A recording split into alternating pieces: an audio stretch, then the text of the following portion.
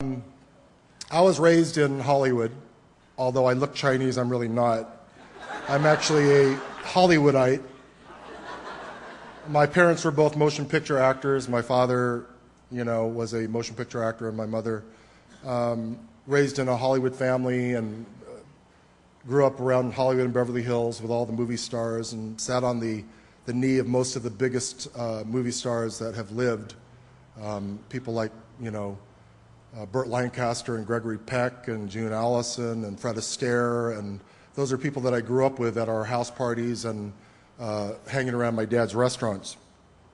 But I was one of those people that even though I seemed to have everything, the wealthy house at the top of the Hollywood Hills overlooking all of Los Angeles and basically, being raised kind of like a spoiled child with reservation. I came to a place where I realized that everyone around me, regardless of how high they climbed their ladders, they were never, ever content. They were never happy. And I was raised in a family where we didn't really know anything about God. We didn't believe in God. Our background was basically listening to my father teach us his own philosophy and also a little bit of Chinese philosophy here and there. So we always just believed, like everybody else, that we were born into the world by accident through a cosmic explosion that happened eons ago, and a giant burp happened in the universe, and then everything came into being, and we were just going to do whatever we could to make our little dent on the planet and then go our way. But something was hardwired into my heart early on that caused me to really question these things. And so early on, I basically kind of just dropped out of the whole Hollywood, Beverly Hills, Los Angeles scene and moved down to Laguna Beach. And at the time, this is during the counterculture revolution, the 60s, where the African Americans were fighting for equal rights, and the SDS, the Students for a Democratic Society, were in full bore. But there was another movement happening at the time, and that was a enlightenment through the usage of psychedelic drugs. And coming from Hollywood, I started smoking pot when I was pretty young, but never experimented with anything harder than that until I got out of high school. And after I left high school, I moved away from my home and started to experiment with psychedelic drugs. And it was during the time I was studying, the usage of psychedelic drugs to find yourself and to find some sort of a relationship with a type of God, that I started to run into people who were very religious people. So I would study with people that were Tibetan Buddhists. I helped establish the Hare Krishna temple in Laguna Beach, and also worshiped with them and studied the Bhagavad Gita with the president of that particular house. A Self-Realization Fellowship, Paramahansa Yogananda's people. These are all things that go way over most of your heads because you're too young to remember any of these things or even hear about them. But there was one psychologist, he was a psychiatrist by the name of Dr. Timothy Leary. You've probably heard about him in your infamous parts of your history book. When I came down to Laguna Beach, I became part of the subculture, and I was befriended because of my guitar playing mostly and singing by some musicians who lived out in the Laguna Canyon. And so I went out there to jam with them, and I was kind of adopted into the Timothy Leary family. They called themselves the Brotherhood of Eternal Love. And the Brotherhood of Eternal Love on the outside looked like just a bunch of wild little hippie people running around with really long hair. Like if you see that old picture of me that comes up on the screen, it's a little embarrassing because I was probably 200 pounds lighter then and had hair, But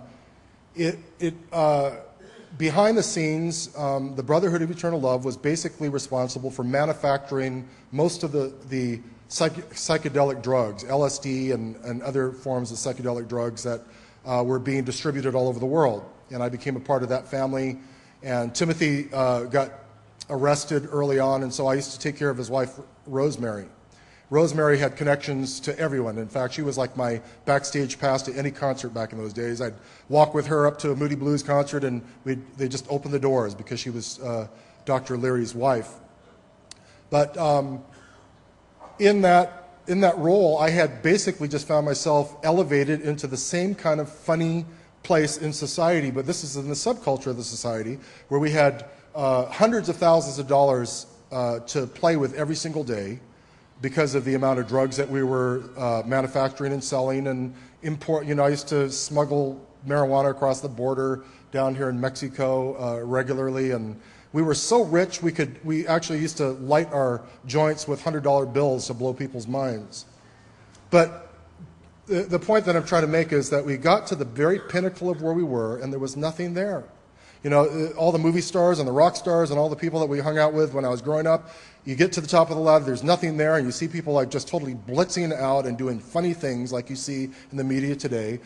In the hippie movement, it was the same way. And so I finally decided that I was going to really find out if there really was a God, and I took a vial of what was just the pure content of our product out to the high desert and snorted it all. It was about 150 doses of what we called sunshine LSD. And what transpired after, I can't even really explain. I do know that they couldn't resuscitate me. They couldn't get me breathing again. My heart stopped beating. And I did have one of those after or out-of-the-body experiences to a certain extent where I basically was in a place of darkness. And so everything that I had learned in the past told me that what I should do is look for the light. Look for the light, and then you're going to go into your next incarnation. You'll just be reincarnated over and over again until you get it right. You know what I mean? It sounds fun, doesn't it? And so I'm looking for the light. I'm looking for the light. There's no light. It's just total darkness, total blackness. And all of a sudden I started to realize that I was just in darkness forever, and I was a conscious living entity living within that darkness. And as I started to succumb to it, I started to sense the presence of other souls that were in that same place, screaming and crying out in agony. And all of a sudden I started to realize that I was one of those voices. And I remember I invoked every single name that you can imagine, every guru that I had studied under, all of their gods, every deity, every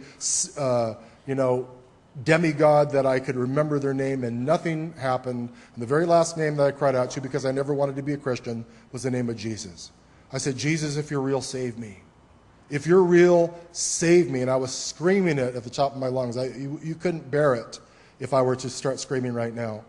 And all of a sudden in that darkness, the darkness began to quake, like the whole universe was shaking, and there were flashes of light, and brighter and brighter and brighter. And I actually came to in the middle of the desert, and I was alive, I was breathing, and there was a man standing in front of me whose countenance was so bright that I had to avert my eyes and my whole body away from him. And it was almost like it was noontime, and the sun was shining up above, and this person and the image and outline of this person was so bright that I couldn't look. But even when I turned around and I started to try to bury myself under the sand to get away from the sight of this person, I could still see him. And then I heard a voice that I'll never forget. I still remember it today. It makes me cry and shiver and rejoice and laugh all at the same time. It sounded like the sound of many waters. It filled every single molecule in the air, and he basically just said this. He said, I am Alpha and Omega, the beginning and the end. And I remember that after I heard those words, I waited for a long time, and then I turned around, and it was gone.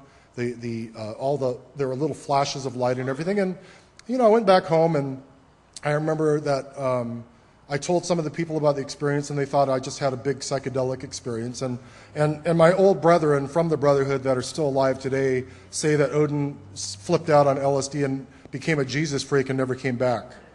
That's my reputation.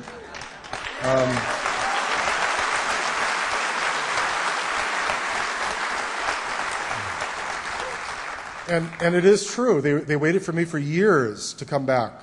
I still lived in Laguna, but what ended up happening was I met some people from Calvary Chapel after my conversion, and they would come down and play music with me and preach in my backyard right in the middle of Laguna Canyon where the whole Brotherhood lived.